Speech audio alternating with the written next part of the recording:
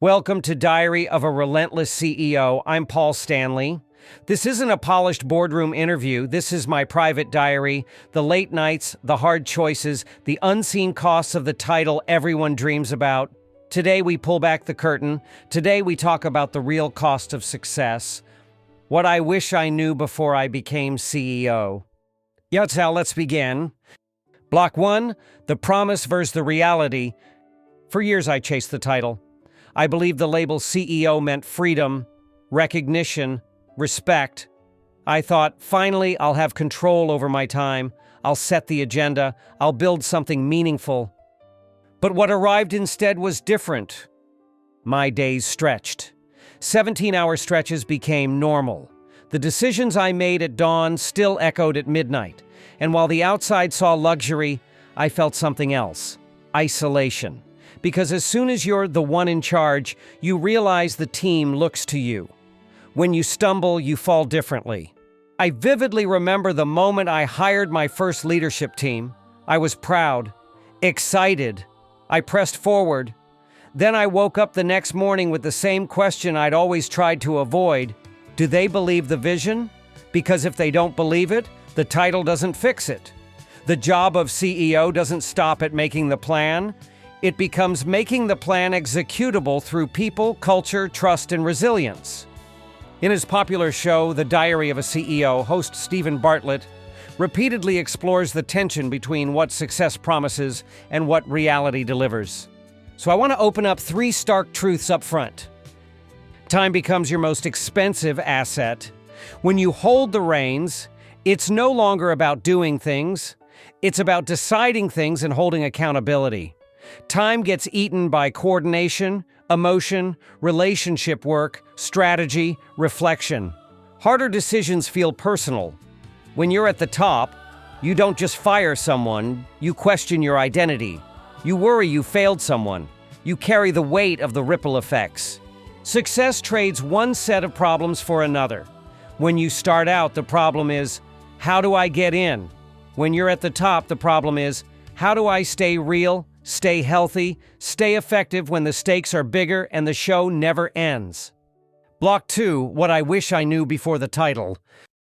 If I could send a letter to my former self, the one hustling, optimizing, doing everything, I'd say, your identity isn't your company. Early in my journey, I melded myself to the brand. When things went wrong, it felt like me, not just a business. The separation is essential.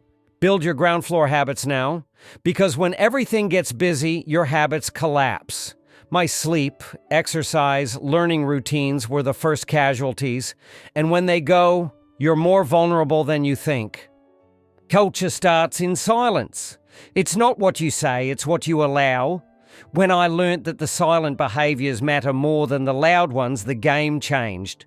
In his book, Summary of the Diary of a CEO, the 4 pillars, self, story, philosophy, and people, form the backbone of sustainable success. Let's turn those into 3 concrete steps I adopted after realizing the gap. Step 1, block out no meeting time each week, a quiet hour for reflection, reading, writing. Without space, you react instead of lead. Step 2, quarterly run an honesty audit with myself. What behaviors are causing friction? What am I tolerating because it's easier than fixing?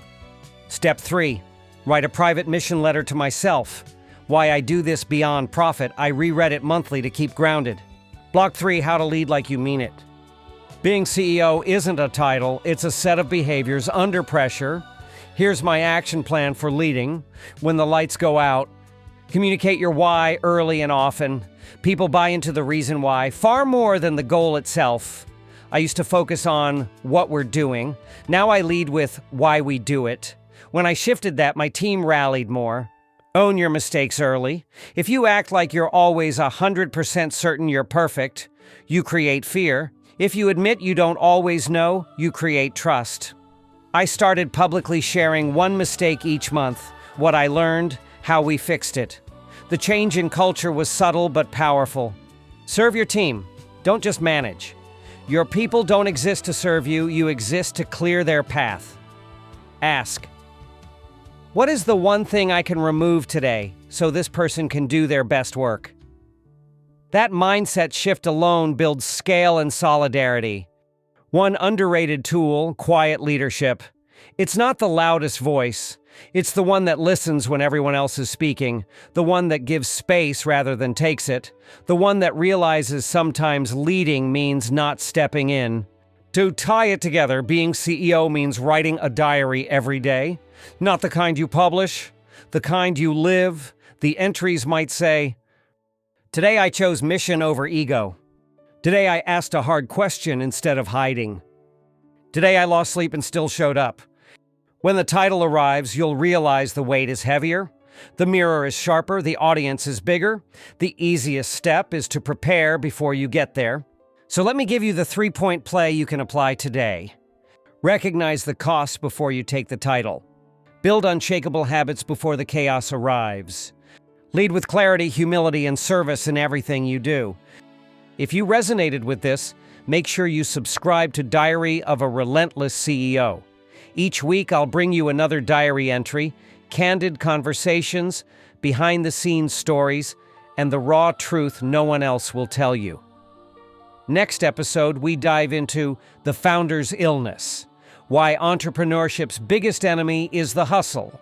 Until then, remember, the CEO title doesn't fix your problems. It just reveals the new ones. Run your business and your life with relentless intentionality. I'll see you in the next diary entry.